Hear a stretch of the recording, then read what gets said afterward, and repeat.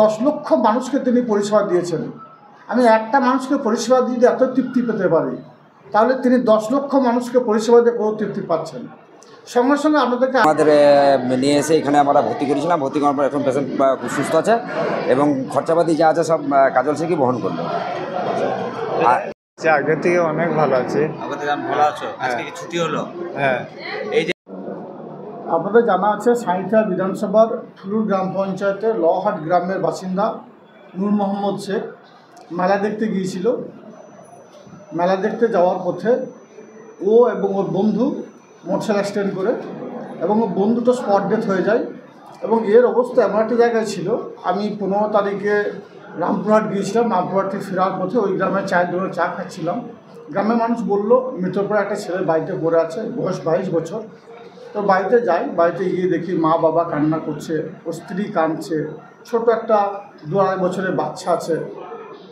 ওখানে গিয়ে বলে আসি আমি এই বাচ্চা নূর মোহাম্মদের যেহেতু শারীরিক কন্ডিশন ভালো নেই, সেহেতু একে উচ্চ পর্যায়ের ট্রিটমেন্টের জন্য আমি নিয়ে যাব এবং এর যাবতীয় ট্রিটমেন্টের খরচা যেটাকে হবে সেটাকে বহন করব। এবং ওখান থেকে আমি এই শান্তিনিকেতন মেডিকেল কলেজের কর্তৃপক্ষ আমাদের মৌলভীপীঠ মহাশয়ের সঙ্গে আমি যোগাযোগ করি এবং উনি এখানে আনার জন্য বলেন এবং আমি 17 তারিখে এখানে নিয়ে আসি। 17 তারিখ থেকে আজকে হচ্ছে 18 তারিখ, অর্থাৎ এই কয়েকদিনের ব্যবধানে যে ছেলেটা মৃতপ্রায় অবস্থায় ছিল, এই শান্তিনিকেতন মেডিকেল কলেজের যারা ডাক্তার থেকে শুরু করে এখানকার যারা দায়িত্বে আছে সিস্টার থেকে শুরু করে অভাবনীয়ভাবে ওই পেশেন্টটাকে তদবির করেছে, যার জন্য রিকভারি করা সম্ভব হচ্ছে এত দ্রুত। এবং ওর ব্রেনে হ্যামারেজ হয়েছিল এবং ওর বাম হাতটা ভাঙা অবস্থায় ছিল, এমনকি প্রস্রাবের দ্বারেও রক্ত আসছিল। মানে ওর শারীরিক কন্ডিশন এতটাই খারাপ ছিল যে হয়তো বাড়ির লোক বা পরিবারের সবাই ভেবেছিল ছেলেটাকে ফিরে পাওয়া যাবে না। কিন্তু আজকে ছেলেটাকে এখান থেকে ডিসচার্জ করছে, হাতের অপারেশন হয়ে গেছে। ব্রেনের হেমারেজে ব্রেনের ট্রিটমেন্ট হয়নি কত সত্য, কিন্তু ব্রেনের যে ট্রিটমেন্ট প্রাথমিকভাবে সেটা শুরু হয়ে গেছে এবং আগের থেকে অনেকটা রিকভারি হয়ে গেছে। এবং ডাক্তারবাবুদের পরামর্শ মতো আমি কথা বলেছি, ওনারা বলেছেন অল্প দিনের মধ্যে ব্রেনটাও ধীরে ধীরে রিকভারি হয়ে যায় মেডিসিনের মাধ্যমে। ওখানে অস্ত্রোপচারের কোনো সম্ভাবনা নেই, অস্ত্রোপচার করার প্রয়োজনও নেই।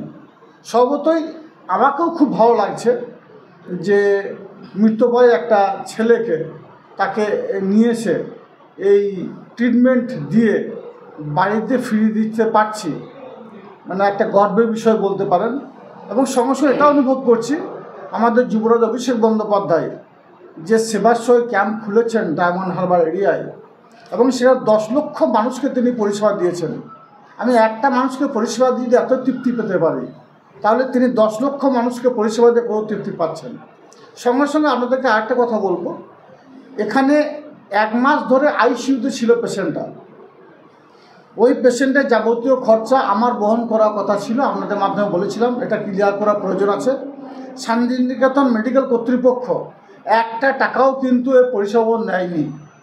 যদিও এখানে যে ডাক্তারবাবুরা আছে তাদের দ্বারা অপারেশন করা সম্ভব হয়নি, যদিও এখানে যন্ত্রাংশ বা যন্ত্রপাতি পর্যাপ্ত পরিমাণ আছে, উচ্চ পর্যায়ে ডাক্তার আনা হয়েছিল, উন্নত ধরনের ডাক্তার আনা হয়েছিল, নিয়ে এসে ট্রিটমেন্ট করা হয়েছে এবং একটা টাকাও এর পরিষেবা নেয়নি।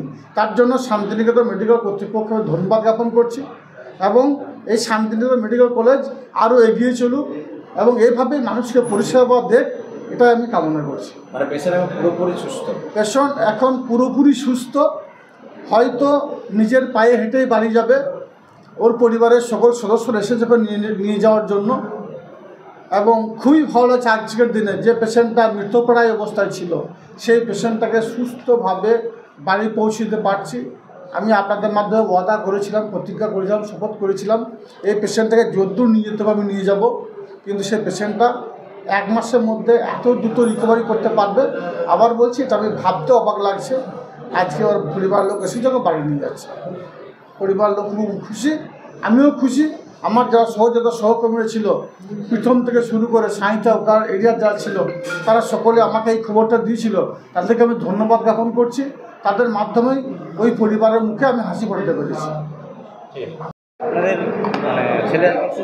এখন সুস্থ আছে, আজকে বাড়ি নিয়ে যাচ্ছি। কি প্রবলেম হয়েছিল? মোটরসাইকেলে অ্যাক্সিডেন্ট হয়েছিল 23 তারিখে, আগামী মাসের 23 তারিখে। তা আমাদের বাড়িতে আমাদের গ্রাম গেছিলো কাজল শেখ গেছিলো আমাদের ওখানে সাঁইতা থেকে বাড়ি ফেরার রাস্তাতে আসছিলো, আমাদের গ্রাম গেছিলো, দিয়ে ওকে দেখেছিলাম। ও গোটা পেশেন্টটা দায়বদ্ধ নিয়েছিল, আমাদের নিয়ে এসে এখানে আমরা ভর্তি করেছিলাম। ভর্তি করার পর এখন পেশেন্ট খুব সুস্থ আছে এবং খরচাপাতি যা আছে সব কাজল শেখই বহন করলো। আর যে বলেন, যে খরচাপাতি সেটা পুরোটাই 1 টাকাও নেয়নি হসপিটাল কর্তৃপক্ষ? 1 টাকাও নেয়নি এবং কাজল ভাই ওর বাবাকে প্লাস 10,000 টাকা দিয়েছে এমনি থাকার জন্য, খাওয়া খরচার জন্য। 1 টাকাও আমাদের কাছে হসপিটাল কর্তৃপক্ষ টাকা নেয়নি। এবং ডাক্তার নার্স এরা খুব ভালো ব্যবহার করেছে এবং সুস্থও করেছে খুব তাড়াতাড়ির মধ্যে। এই নার্সিংহোমও খুব ভালো পরিষেবা দিয়েছে আমাদেরকে, ওই বলে আমাদের ছেলেটা সুস্থ করতে পেরেছি। আর উনি এটাও বলেছেন এখন সুস্থ আছে, আজকে ছুটি দেবে, আজকে বাড়ি নিয়ে যাবে। আর কাজল ভাই ছিল বলে আমাদের এতেই ছেলেটা বাঁচলো, নাহলে আমাদের বাঁচানোর সম্ভব ছিল না। আর্থিক অবস্থা খুব কম ছিল আমাদের, ওই কারণ থেকে আমরা সুস্থ করে বাড়ি নিয়ে যেতে পারছি। আমাদের বাড়ি যে লোহাট ফুলুর জিপি, লোহাট সাঁইতা থানা, বুঝলেন? কী বলছেন? আমার নাম ফজু শেখ, আমি ওর কাকা হচ্ছি। আগের থেকে অনেক ভালো আছে। আমাদের আমি ভালো আছো? আজকে কি ছুটি হলো? হ্যাঁ, এই যে পরিবারের কাছে চললে কতটা ভালো লাগছে নিজেকে আজকে সুস্থ হয়ে? আজকে অনেক ভালো লাগছে, আগেকার থেকে অনেকটা ভালো আছি। ডাক্তাররা দিদিরা সবাই খুব ভালো দেখে, ওরা সবাই সাথে থাকে। মানে সভাধিপতি ছিলেন, হ্যাঁ, তিনিও যত সাধ্য চেষ্টা করেছেন বাঁচাবার। কি বলবেন? উনিও অনেক দেখিয়েছেন আর দেখিয়েছেন, অনেক কিছুই করেছেন, সবই করেছেন উনি। মানে মরে যাবার মতন অবস্থা ছিল আমার। আজকে পরিবারের কাছে চললে হ্যাঁ। কতটা নিজেকে আনন্দ লাগছে? আজকে খুবই আনন্দ লাগছে, আগের থেকে ভালো আছে? আগের থেকে অনেক ভালো আছে।